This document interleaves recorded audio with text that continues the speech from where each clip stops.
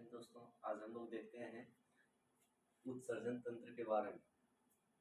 इसको हम लोग इंग्लिश में कहते हैं एक्सक्रीटरी सिस्टम। हम लोग अगले वीडियो में पाचन तंत्र के बताएंगे, डाइजेस्टिव सिस्टम के बारे में। तो आज हम देखते हैं उत्सर्जन तंत्र के बारे में। ठीक है, तो देखिए यहाँ बोला गया उत्सर्जन तंत्र का डिफिनेशन है कि हमारे शरीर में पाए जाने वाले अपशिष्ट पदार्थ को जिस तंत्र के द्वारा निष्कासित कर दिया जाता है, हमारे शरीर में जो बचे हुए भोजन या फिर पसीना, ये सब जितना भी अवशिष्ट पदार्थ है, इसको जिस तंत्र के द्वारा निकाल दिया जाता है उसे हम लोग कहते हैं उत्सर्जन तंत्र। अब देखिए उत्सर्जित क्रिया, दोनों में फर्क है। उत्सर्जन तंत्र में फर्क है और उत्सर्जित क्रिया में फर्क है। दोनों का डिफिनेशन में फर्क है और दोनों का क्रिया में भी फर्क है।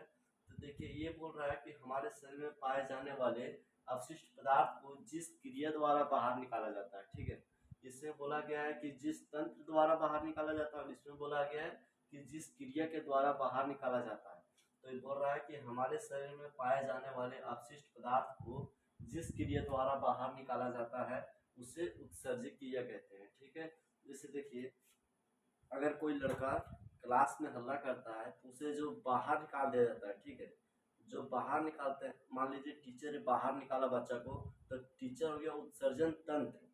और बच्चा जिस विधि द्वारा वो निकला है, ठीक है, मान लीजिए कोई गलती किया है उसके द्वारा वो निकला है, तो उसे हम उत्सर्जित क्रिया कहते हैं। समझ में आ गया?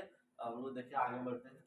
अब देखिए यहाँ बोल रहा है कि मुख्य रूप से 5 ही तंत्र हैं। ठीक है, मुख्य रूप से हमारे शरीर में 5 तंत्र हैं जो उत्सर्जन क्रिया करता है। ठीक है, उत्सर्जित क्रिया करता है।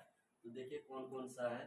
त्वचा, ठीक है, ये त्वचा है जो कि हमारे शरीर से अवशिष्ट पदार्थ जैसे पसीना को बाहर निकालता है। ठीक है, पसीना पसीना हो गया। हम लोग शरीर में मान लो रात में सोते हैं तो देखिएगा हम मुंह सुबह उठने पर देखिएगा मुंह में चिपचिपा पदार्थ लगा रहता है। ये किसके द्वारा निकलता है? तो त्वचा के द्वारा निकलता है। हम त्वचा के बारे में पूरा नहीं बताएंगे, बाद में बताएंगे। अब देखिए फेफड़ा, फेफड़ा के द्वारा CO2 निकलता है। हम लोग नाक साफ करते हैं तो क्या हम लोग प्रेशर जो लेते हैं वो कहाँ से लेते हैं? फेफड़ा से लेते हैं। CO2 का बाहर निकलना कहाँ से निकलता है? तो फेफड़ा से ही निकलता है। अब देखिए तीसरा है अकृत, अमोनिया को यूरिया में बदल देता है। ठीक है, जैसे देखिए अमोनिया है जो कि बहुत ज़्यादा खतरनाक पदार्थ है, उससे कम खतरनाक पदार्थ यूरिया है। ठीक है, तो अकृत क्या करता है लीवर कि अमोनिया को वो यूरिया में बदल देता है। ठीक है, अमोनिया को यूरिया में बदल देता है। कम कम खतरनाक पदार्थ, मतलब ज़्यादा खतरनाक पदार्थ को कम खतरनाक पदार्थ में वो बदल देता है। अब देखिए ये क्या है कि जो अमोनिया है, आप देखिए कहीं आप मान लीजिए 2-3 साल आप कोई दीवार पर पेशाब कीजिए या फिर कोई मतलब लोहा जैसा पदार्थ पर आप उस पर पेशाब कीजिएगा तो देखिएगा 2-3 साल के बाद वो दीवार को गिरा देता है। ठीक है, इतना खतरनाक पदार्थ होता है अमोनिया। अमोनिया है, अमोनिया को जो अपचित यूरिया में बदल देता है तो 2 से 3 घंटे के बाद ही फिर से अमोनिया में परिवर्तित हो जाता है। ठीक है, तो इसी कारण से जब अकृत अमोनिया को यूरिया में बदल देता है तो ये यूरिया है सो जाता है किडनी में। ठीक है, किडनी में इसको छान लेता है और फिर ये क्या करता है किडनी कि इसको तुरंत बाहर निकाल देता है। अगर ये यूरिया को ना निकाले तो अमोनिया फिर अमोनिया में परिवर्तित हो जाएगा, जिसके कारण से हमारे शरीर पर पूरा बुरा प्रभाव पड़ेगा। ठीक है, अब देखिए चौथा नंबर वृक्क। आपको बताएं कि यूरिया को बाहर निकाल लेता है, ये जो हमारा किडनी है वो यूरिया को हमारा बाहर निकाल देता है शरीर से। आपको बताएं कि नहीं निकालने पर ही हमारे शरीर में खतरनाक प्रभाव पड़ेगा। अब देखिए पांचवा बड़ी आंत। देखिए हमारे शरीर में जो हम लोग खाते हैं, जो भोजन हम लोग करते हैं, वो भोजन को पचा हुआ भोजन कहाँ से निकलता है? तो बड़ी आंत के द्वारा निकलता है। ठीक है, बड़ी आंत है सो ये पचे हुए भोजन को बाहर निकालने में सहायता करता है। अब हम लोग देखते हैं, देखिए ये जो 4 है इसको हम बाद में बताएंगे। अब देखते हैं हम लोग वृक्क के बारे में। ठीक है, हम लोग वृक्क के बारे में देखते हैं, ये बहुत ज़्यादा इंपॉर्टेंट क्वेश्चन है, टॉपिक है, तो हम लोग वृक्क को देखते हैं। अब आगे बढ़ते हैं हम लोग। अब देखिए हम लोग वृक्क के बारे में बात करते हैं, किडनी। ठीक है, तो देखिए किडनी है जो, इसको हम लोग उर्दू में गुर्दा बोलते हैं, ठीक है। अब देखिए ये किडनी का फिगर है, आप देखिए, आप डायग्राम देख लीजिएगा किडनी का फिगर किस तरह होता है, ठीक है। देखिए किडनी का फिगर किस तरह होता है। अब देखिए ये जो इसको उर्दू में गुर्दा बोला जाता है, ठीक है। इसको उर्दू में गुर्दा बोला जाता है। ये क्या करता है कि रक्त को छानने का कार्य करता है, ठीक है। रक्त को छानने का कार्य किया जाता है। रक्त में अमोनिया, जो अमोनिया होता है उसको छानता है ये, ठीक है। अब देखिए ये क्या करता है कि पीएच वैल्यू को ही नियंत्रित करता है, ठीक है।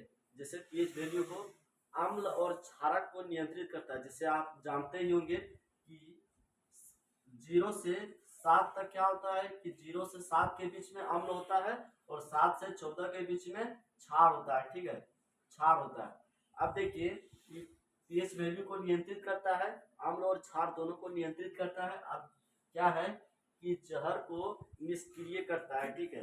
जैसे जहर, मान लीजिए आप थोड़ा सा जहर कोई चीज का खा लिए हैं, तो उस जहर को मार देगा, उस जहर को निष्क्रिय कर देगा। लेकिन आप ज्यादा खा लिए हैं तो ये सहन नहीं कर सकता है, ठीक है। ये किडनी खराब हो सकता है। तो देखिए किडनी खराब नहीं होता है, सबसे पहले लीवर खराब होता है। जैसे आप देख लीजिए कोई भोजन के द्वारा आप खाएं तो सबसे पहले तो लीवर के पास जाएगा। अब लीवर है सो इसको क्या करेगा कि पाचित करने का कार्य करेगा। आप जब लीवर पाचित करने का कार्य करेगा तो ये तो खतरनाक पदार्थ है। अब इसको खतरनाक पदार्थ को पाचित कैसे कर सके, तो सबसे पहले क्या होता है कि लीवर खराब हो जाता है, ठीक है। लीवर जब इसको छान नहीं पाता है, इसको पाचित नहीं कर पाता है, तो लीवर खराब होता है। अगर मान लीजिए आप शराब पी रहे हैं, तो शराब पी रहे हैं तो सबसे पहले क्या होगा कि किडनी जब खराब होगा, किडनी किडनी कभी खराब नहीं होगा। आप सबसे पहले आपका खराब होगा तो सबसे पहले आपको लीवर खराब होगा, ठीक है। सबसे पहले आप शराब पी रहे हैं तो सबसे पहले लीवर के पास जाएगा। लीवर है सो इसको यूरिया में बदलने का कार्य करेगा, इसको नियंत्रित करने का कार्य करेगा। तो जब आपका मान लीजिए शराब है, वो तो खतरनाक पदार्थ है, अब वो जाएगा जो आपके लीवर में, तो लीवर को तो खराब कर ही देगा।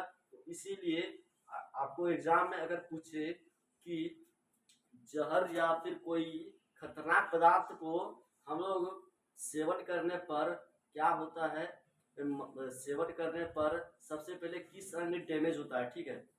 तो किसको मारिएगा, तो यकृत को मारिएगा, लीवर को, ठीक है।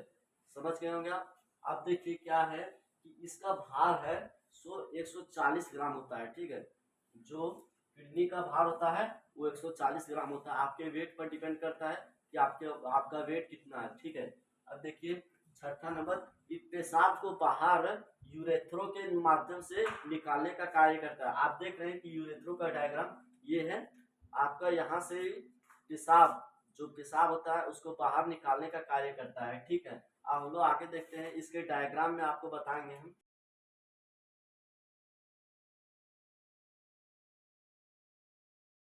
अब देखिए, अब हम देखिए ब्रिक का डायग्राम है ये, इसको किडनी का डायग्राम है। अब देखिए इसमें ये जो दो नली आया है इसको हम लोग मूत्रवाहिनी कहते हैं, जिससे निकलता है, जिससे पेशाब निकलता है उसको यूरेथ्रो कहते हैं, और जहाँ पेशाब जमा होता है वहाँ मूत्राशय कहते हैं, ठीक है।